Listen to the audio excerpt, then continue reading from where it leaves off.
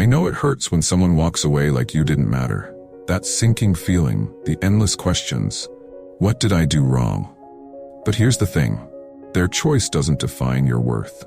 In fact, you hold all the power to change the narrative. Imagine this. Instead of dwelling on their absence, you focus on yourself so deeply that months later, when they see the person you've become, they don't just notice, they regret everything. In this video, I'll share 9 timeless rules from Stoicism that'll not only heal you, but make them realize what they lost. Let's get started. Chapter 1. Rule 1. Focus on yourself, not them. The first and most essential rule is this. Focus on yourself, not them. Marcus Aurelius, one of the greatest Stoic philosophers, reminds us you have power over your mind, not outside events. Realize this and you will find strength. What does this mean in real life? Let's face it. When someone leaves us, it's easy to spiral. You replay old conversations, stalk their social media, or wonder if they're thinking about you. But here's the truth. Every second you spend obsessing over their absence is a second you could use to invest in yourself. You're essentially giving them free rent in your mind while you're left emotionally drained. Instead, take that energy and pour it into something that serves you. Work on building better habits, whether it's hitting the gym, learning a new skill, or finally tackling that passion project you've been putting off. When you focus on improving your physical and mental health, not only will you feel better, but you'll also become better. Imagine this. A few months down the line, you've become stronger, healthier, and more confident. And then they see you, the new you, the person they didn't believe you could become. That's when they'll realize what they let go of. But by then, you'll be so far ahead, you won't even care. What's one thing you've always wanted to achieve but kept putting off because of distractions? Drop it in the comments. I'd love to hear from you. Chapter 2. Rule 2. Master emotional resilience. Emotional resilience is like a shield that protects you from the chaos of life. Seneca once said, "You suffer more in imagination than in reality." Think about that. Most of the pain we experience isn't from the event itself, but from the stories we create around it. Let's take rejection as an example. When someone leaves, it stings. But what makes it worse is replaying their words over and over in your head. You imagine scenarios where you're not good enough, where they're happier without you. These thoughts become mental prisons. Here's the Stoic way to handle it. Instead of fighting your emotions, observe them. Treat your sadness or anger as visitors passing through your mind. Don't cling to them. Don't push them away. Just watch. You'll find that they lose their power over you. Now imagine the impact this has. They expect you to crumble, to break down, to spiral. Instead, they see you thriving, unshaken, moving forward with grace. That's when they realize they underestimated your strength. Here's a personal example. I once dealt with a painful breakup. Instead of numbing the pain or seeking revenge, I turned inward. I journaled, meditated, and worked on my resilience. Over time, I felt a calm strength that no one could take away.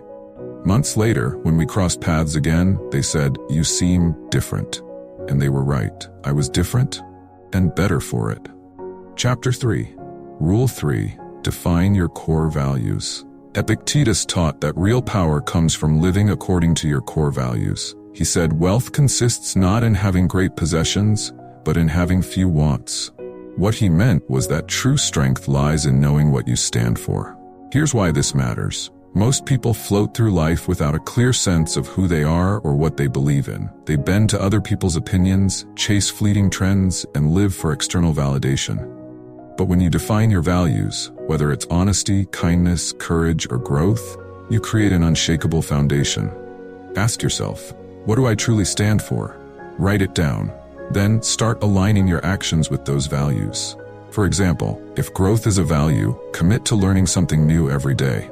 If kindness is a value, practice it even when it's difficult. When you live with this kind of purpose, you become magnetic. People are naturally drawn to those who know who they are, and those who doubted your worth, they'll start to see just how much they underestimated you. Chapter 4. Rule 4. Embrace solitude. Solitude isn't something to fear, it's something to embrace. Marcus Aurelius often sought solitude to reflect.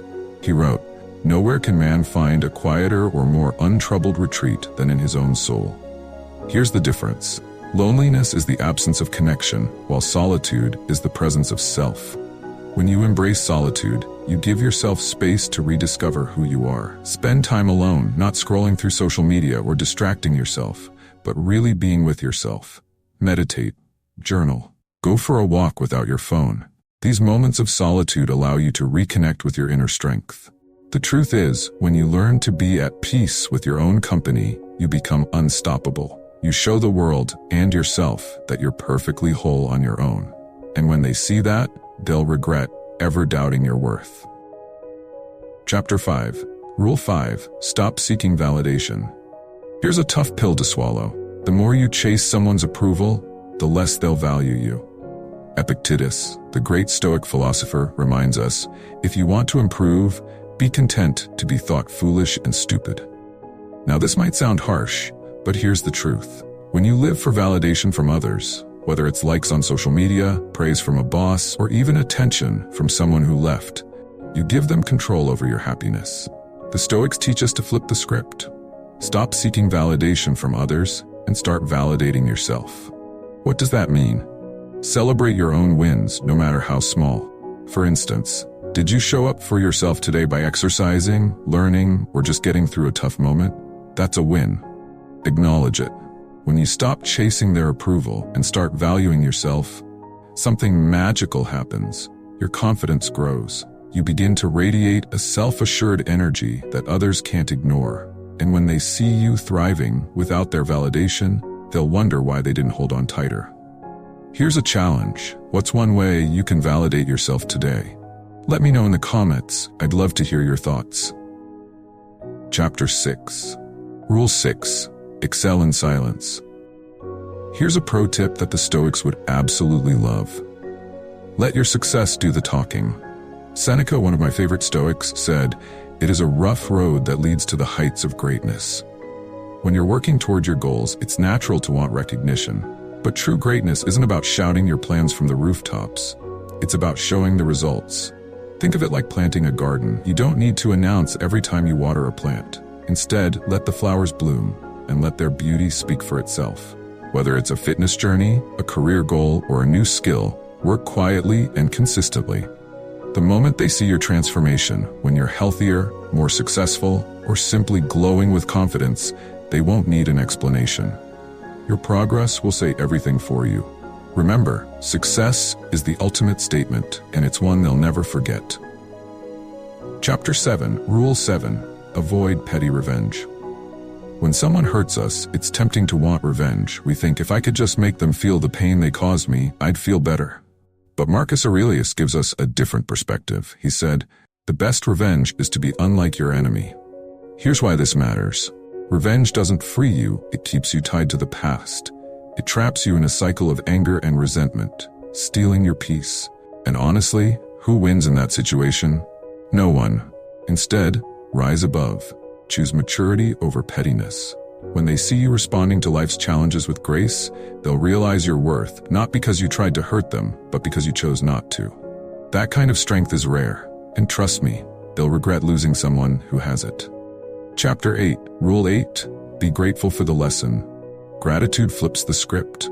Seneca advised, difficulties strengthen the mind as labor does the body. Rather than resenting the loss, ask yourself, what did this teach me? Whether it's resilience, self-worth, or boundaries, embrace the lesson. This gratitude will free you from bitterness, making you even more magnetic to those around you. Chapter 9. Live for yourself. Finally, remember this. You're not living to prove them wrong. You're living to prove yourself right. Marcus Aurelius reminds us, it is not death that a man should fear, but he should fear never beginning to live. Life is too short to be spent trying to impress others or seeking revenge. Instead, live fully, unapologetically, and with purpose. When you do, you'll find a kind of happiness and freedom that no one can take away from you. And here's the irony. When they see you living your best life, not for them, but for you, that's when they'll truly regret losing you. But by then, you'll be so focused on your joy and growth that their regret won't even matter. If you found these 9 rules empowering, don't forget to give this video a thumbs up and subscribe for more Stoic wisdom to transform your life. And tell me in the comments, Which of these rules will you start with today? Remember, the best way to make them regret losing you is by living your best life. I'll leave you with this timeless reminder from Marcus Aurelius. You could leave life right now. Let that determine what you do and say and think.